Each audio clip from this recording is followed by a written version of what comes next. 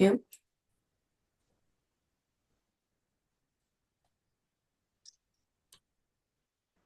Good afternoon, everybody, and welcome to the County Executive's weekly media briefing. Today, we have some special guests joining us. We have from the police department, representing the police department, we have Assistant Chief David McBain, and we're also joined by Lieutenant Sun Young Kim, who is the Deputy Director of our Special Crimes Division. In addition to that, we're also joined by Sean O'Donnell, the Deputy Chief of Public Health Services, as well as our County Health Officer, Dr. Keisha Davis. Reporters, make sure that if you have any questions that you raise your hand so we'll be able to recognize you, and make sure that you hold your questions until notified when we're about to do that portion of the piece. So we'll hand it over to the County Executive to do his introduction. Good afternoon, Mr. County Executive. Good afternoon, everybody. First of all, thank you for joining us. And before we talk about Montgomery County, I did want to note the passing of former President Jimmy Carter.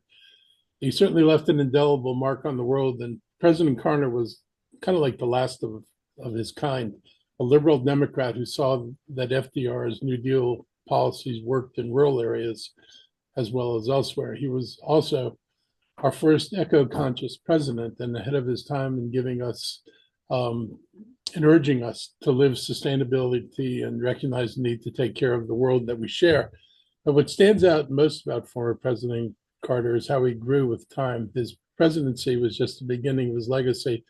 As a humanitarian and peacemaker, his post-presidential years were extraordinary. From advancing peace efforts around the globe to building homes through Habitat for Humanity, President Carter actually led by example. His work with Habitat, another important organization, helped to house millions of people across the globe and to fight basic diseases, embodying his belief that everybody deserves dignity, good health, and shelter. In 2007, in an interview with Nicholas Kristof of the New York Times, when they were in Ethiopia together, he said, quote, "I think there's a human right to live a decent life, to have a home in which to sleep at night, to be free of preventable diseases, to have a modicum of education, and to have some human self-respect, some hope that the future will be better than the past has been. Those are all human rights," unquote. President Carter's life reminds us leadership is not bound by titles or terms. It's about making the world better every day in every way we can. And I believe his legislation is going to continue to inspire people for generations to come. I want to talk a little bit about New Year's Eve. As we approach New Year's Eve, I want to start by wishing all of you a happy and healthy New Year. Tonight is a time for celebration, but please be responsible and safe. I want to encourage everyone out celebrating to plan ahead by not combining driving with drinking or using cannabis. Every year in Maryland, more than 10,000 people are arrested for driving under the influence. Over the past 5 years, crashes involving impaired drivers have tragically claimed the lives of more than 800 people in our state. The consequences of a DUI are serious, including jail time, significant fines, license points, mandatory ignition interlock, and license suspension, even for first-time offenses. Everyone should either designate a sober driver or arrange another way home. Public transportation will be an option, with ride-on operating on a normal schedule on New Year's Eve and on a Sunday schedule for the holiday. And Metro will be free from 8 p.m. to closing tonight, which is 2 a.m. on New Year's Eve. Taxis and rideshare apps are also two other alternatives. So keep that in mind as you go out tonight to enjoy yourself. I'll talk a little bit about public safety as we reflect on 2024. I want to highlight some of the progress we've made this year. I want to thank our Montgomery County Police Department. And I'm pleased to see that the crime statistics are pretty much down across the board. Overall, crimes decreased by about 7%. Property crimes are also down 6%. Motor vehicle thefts have dropped by 15%, and carjackings have seen 43% reductions. Homicides have also fallen significantly, with only 19 this year, down from 29 in 2023. Shootings are also down 19%. We're really proud of our strong leadership team and their work to use innovation to help address crime. And this year, we had a seamless transition from Chief Marcus Jones to Chief Marc Yamada as we continue to focus on addressing public safety challenges while building trust with our communities. Chief Yamada's had a successful start, and I look forward to his continued leadership. One of the chiefs and my biggest concerns is staffing levels. We're also working to ensure MCPD is prepared for the future. Currently, we have 166 sworn officer positions vacant and a wave of anticipated retirements facing us in 2025. To address this, we've increased officer pay, introduced a $20,000 signing bonus, and hired a firm to assist with recruitment. We're also working to address other impediments to our recruitment, including past cannabis use. Interestingly, past cannabis use is not a consideration in Virginia. So officers who can't work in Montgomery County go across the river to Fairfax County where they can work. We sent a letter to the governor and look forward to discussing it with the Maryland Police Training and Standards Commission in January. So thus far, this group has opposed making the changes that we need. We're also talking with our union leaders about other possible changes that might expand our options for filling vacancies. In addition to staffing efforts, we're embracing new technology, including our Drone as a First Responder program. This program has improved response times and helped thwart crimes in Silver Spring and Wheaton. And earlier this fall, we expanded it to Gaithersburg and Montgomery Village. Finally, I want to remind everyone of our new hate bias incidents reporting portal, which will be launched earlier this month. I hope we can continue to promote this new tool. Hate bias incidents have no place in Montgomery County, and reporting them helps us to take action. The portal is easy to use, anonymous, and available in multiple languages. Chief Yamada is not available today, but I'd like to welcome Assistant Chief Dave McBain and Lieutenant Sunyeon Kim to this week's media briefing. Thank you both for being here and to provide more insights on MCPD's work and priorities for 2025. So I'll start with you, Chief McBain. Thank you very much, County Executive. I think you said it best when you said for people going out tonight to be responsible and safe, and that's all we're asking people to do. I wanted to talk about a few things about what's out there, what we have on the road tonight to make it a safer Montgomery County. For the past 6 weeks, we've been running the Holiday Task Force, which is units comprised of Montgomery County police officers, but also our partner agencies in the region, Gaithersburg City, Maryland Police, Tacoma Park, and Maryland National Capital Park Police. Every single night for the last 6 weeks, or at least 5 nights a week for the last 6 weeks, an average of 12 of those officers have gone out into our community with a focus on DUI enforcement. And in that 6 weeks, they've made 189 DUI and DUID, or driving while under the influence of a drug arrest. Basically, it was predominantly alcohol related, with about 4 or 5 individuals arrested for driving while under the influence of drugs. Just to give a little comparison, last year at this time, we were only at 111 DUI arrests. So we've seen 78 more DUIs arrested this year. It's a kind of a double-edged number. In one respect, I'm extremely happy with the work that our officers are doing. But in another respect, we have a lot of people out there that are not taking our recommendations and your recommendations to be responsible.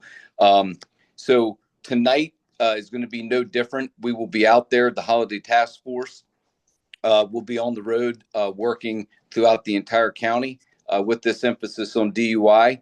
And also, we've called in additional units to work in other locations in the county to just put more officers on the street, keeping our.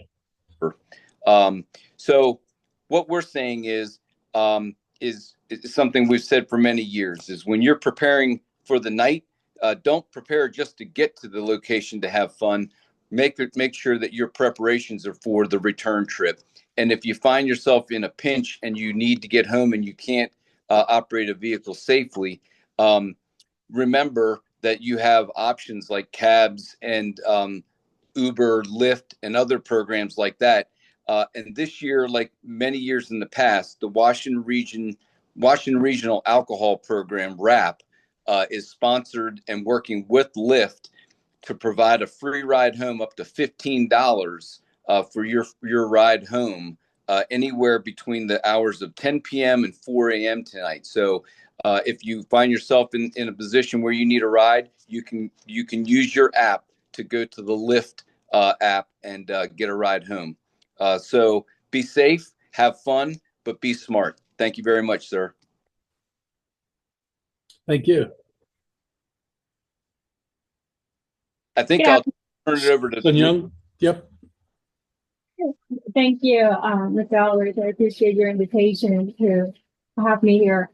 As County Executive has mentioned, this is our preliminary numbers for 2024, but in many categories, our crimes are down compared to 2023.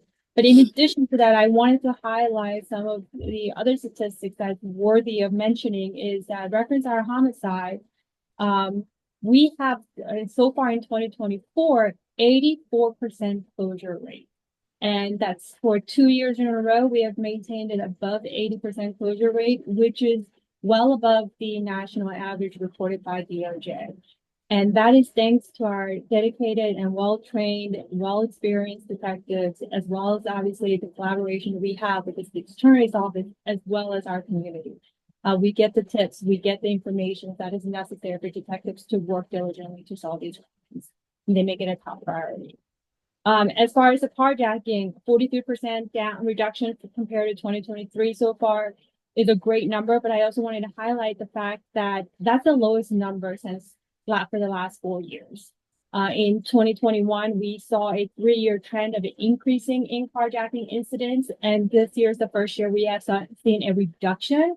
And so far, 2024 numbers are lower than 2021 numbers. So I definitely wanted to highlight that.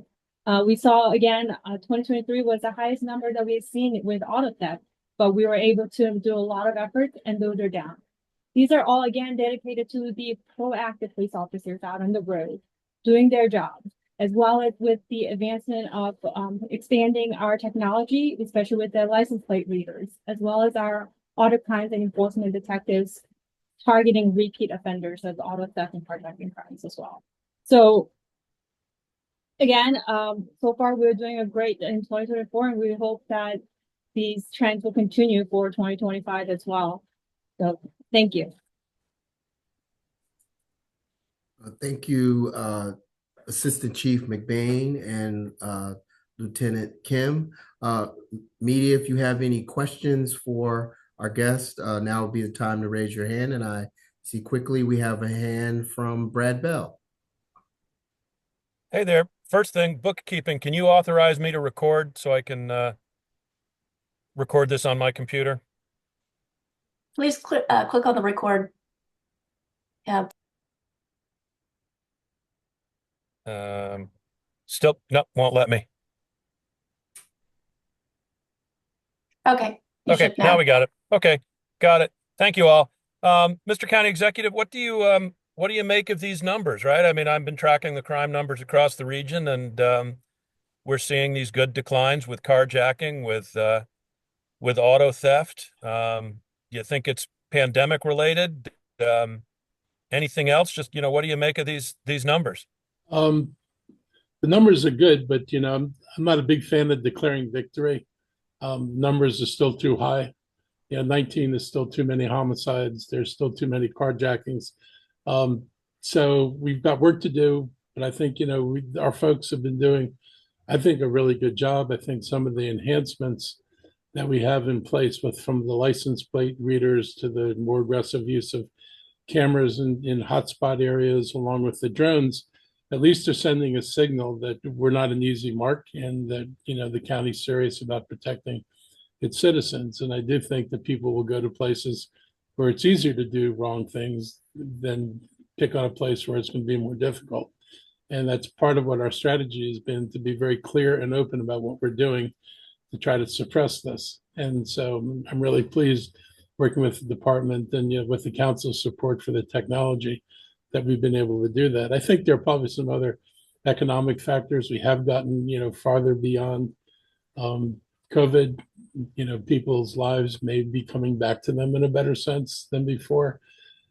It's hard to read that, but I'm just happy the numbers. We're ending a year. We can actually say the numbers are down. It's progress, and we're just going to keep making progress. Okay. Thank you very much, and Happy New Year to you. Happy New Year to you. Susan Pollock, next question. Hi, thank you, and Happy New Year, everyone. I just wondered if, in light of different issues in terms of staffing issues and everything, if you want to talk about some of the mental health issues, considering what happened yesterday in Bethesda, if what officers can do, or how intense a problem is this? Is it rare or is it pretty common? I guess I'd ask Mr. McBain or Lieutenant Kim to give their feeling. They're more attuned to that than I am. I mean, we have programs. We've enhanced our programs to provide assistance to officers. We well recognize the challenges that public safety people face in terms of mental health. It is clearly a more stressful job than any of us on this phone call, except for the two people in the department, actually face. And it's a lot of stress and a lot of challenges. And it takes its toll on people. And the mental health of officers is recognized not just in Montgomery as a Montgomery County issue, but it's a national issue. So we try to put the programs in place to help people. But if either Lieutenant Kim or Chief McBain would like to add to that, please feel free. Yeah. So I'll follow up. We have a lot of avenues of support for our officers, not only peer support from within the agency, but we have doctors with the county where our officers can get the help that they need. Clearly, I think that this is officers dealing with things that everyone else deals with has always been around. We're doing a lot better job at identifying officers that are having issues and trying to work with them to get help and get healthy, to get back on the street. We obviously want officers that are responding to calls for service to be at their top game.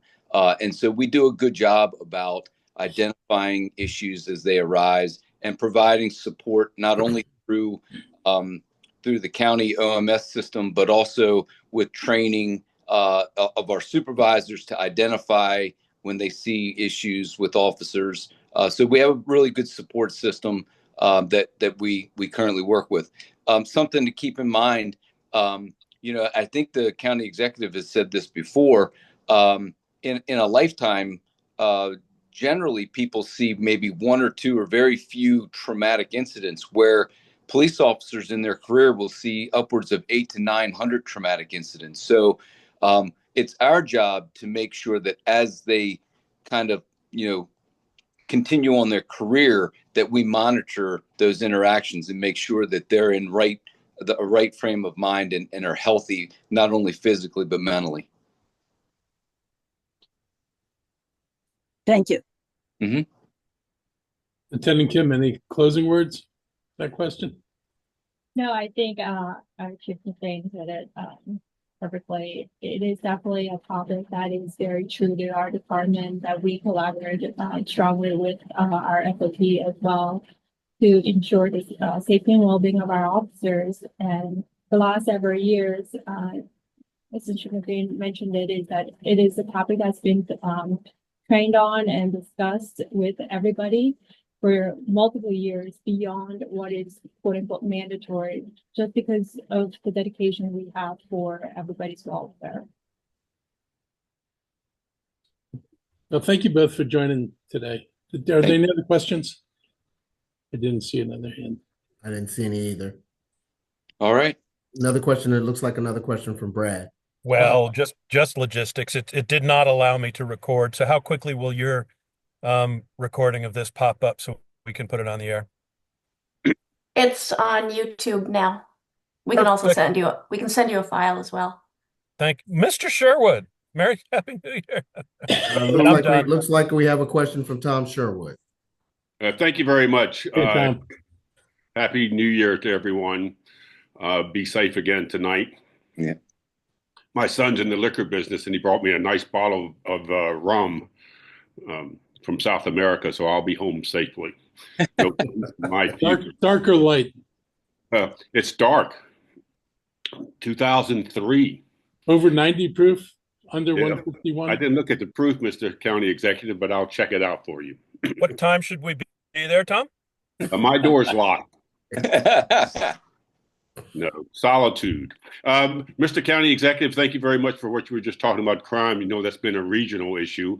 Yeah. Last night at 10 o'clock, just a few minutes before 10, Mayor Muriel Bowser, who's had her own crime issues, announced that she had met with President Trump.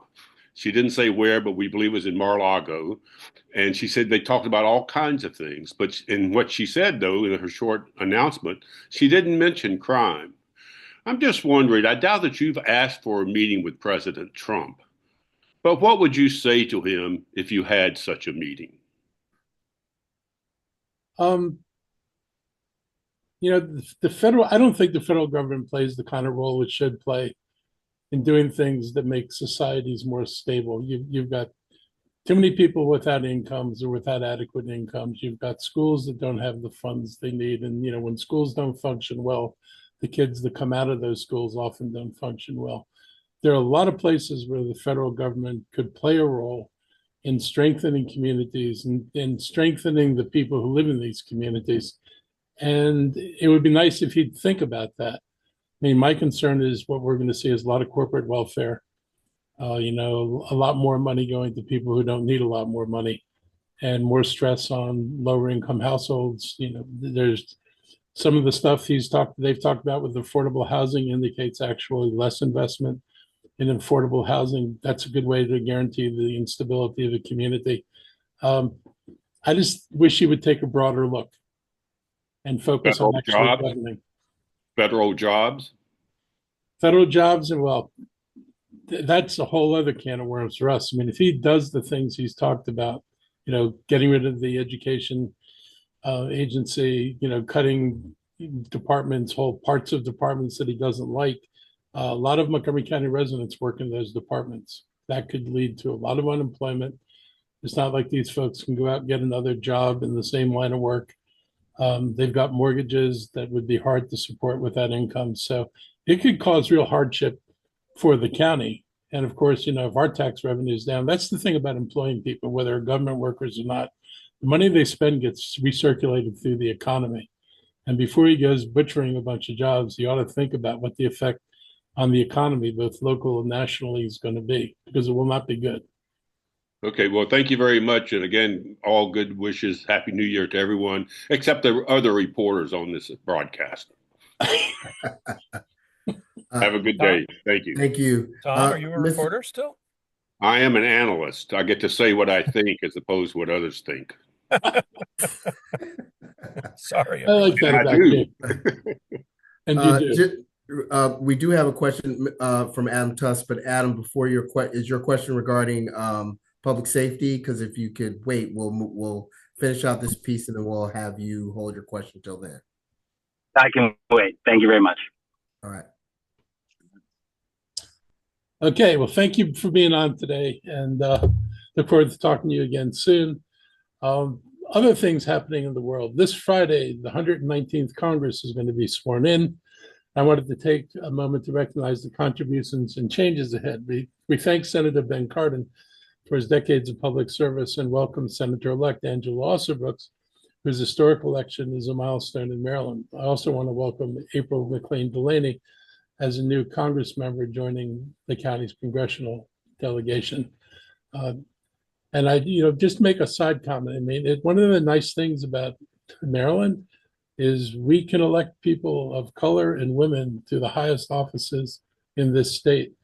And this state seems to be basically comfortable with that. And just a nice thing to say about, Maryland and the kind of population we have in Maryland, that we can talk about this and just recognize that's a true thing that happens here. I also want to commend Representative Jamie Raskin on his new role as ranking House member of the House Judiciary Committee.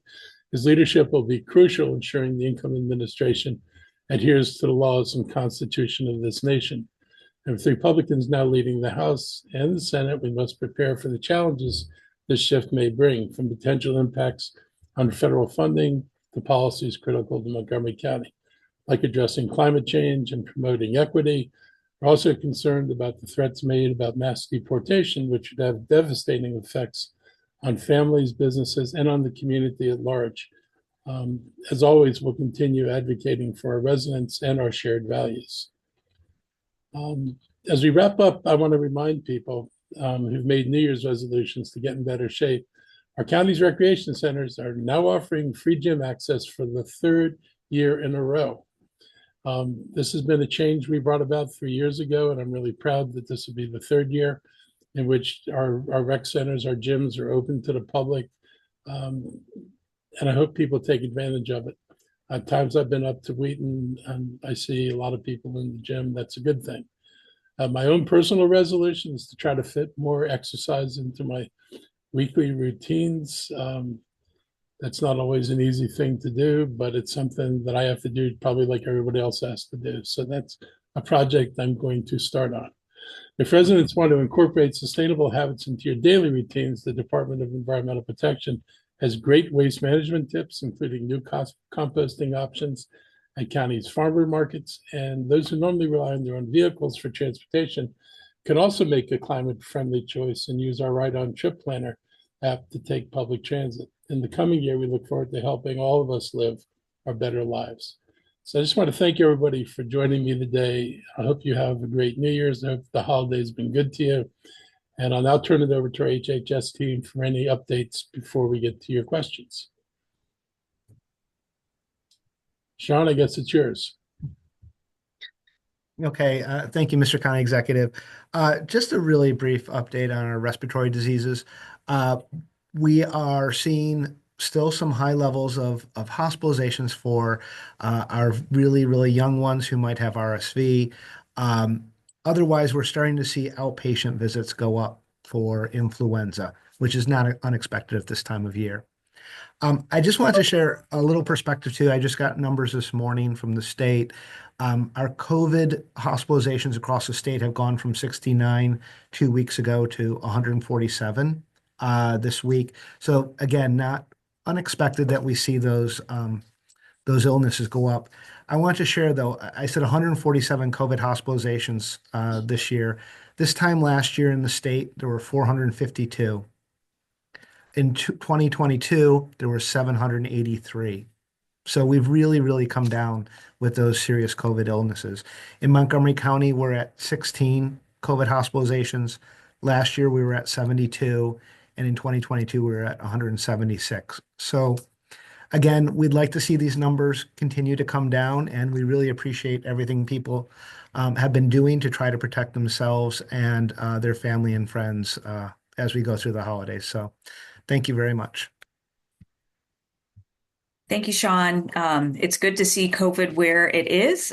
We appreciate all the efforts that have been put into place, and especially the vaccinations that people have gotten.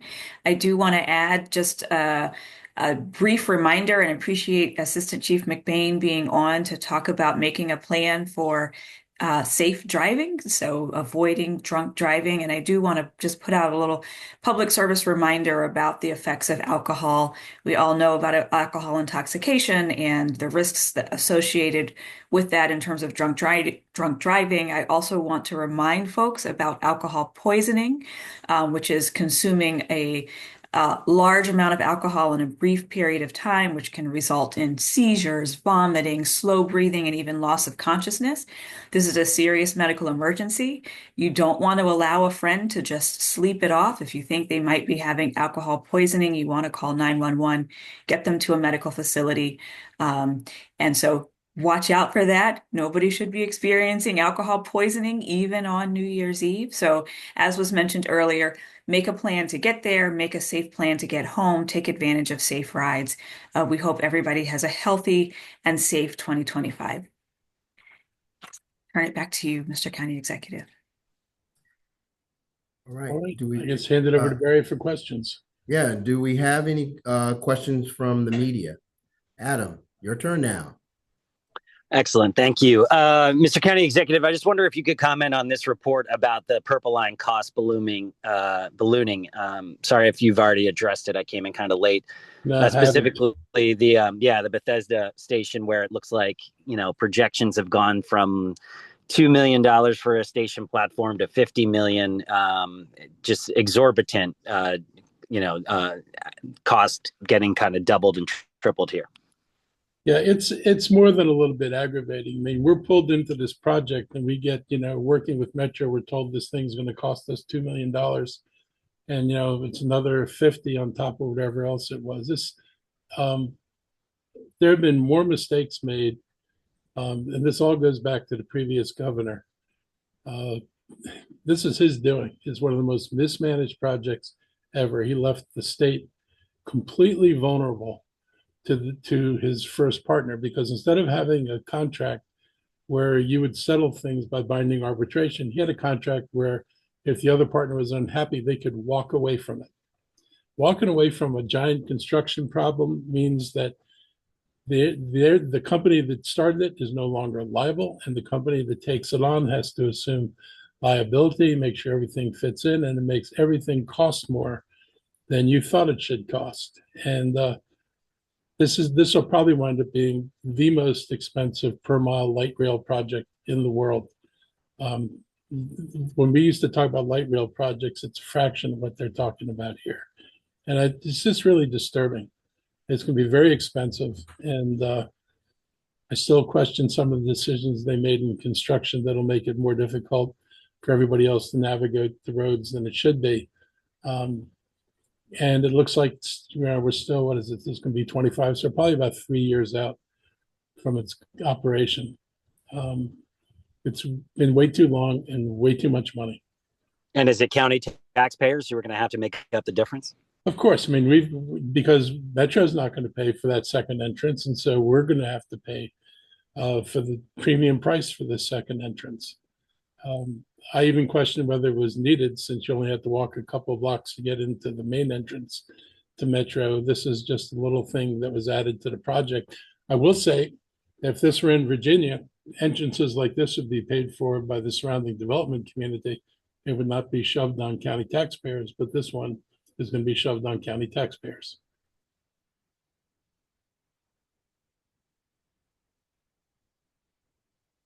Does that help? Yes, thank you. Any other questions for the county executive? I don't see any. Guess everyone's ready to go and get ready for tonight's festivities. Okay, so thank you very much for being here today on behalf of the county executive. We want to wish all of you who are here a happy new year and a safe transition into 2025 on behalf of the county executive. We'll see you back here next week for another session of our weekly media briefing. So happy new year to everyone, and please be safe tonight. Everybody be well. Take care.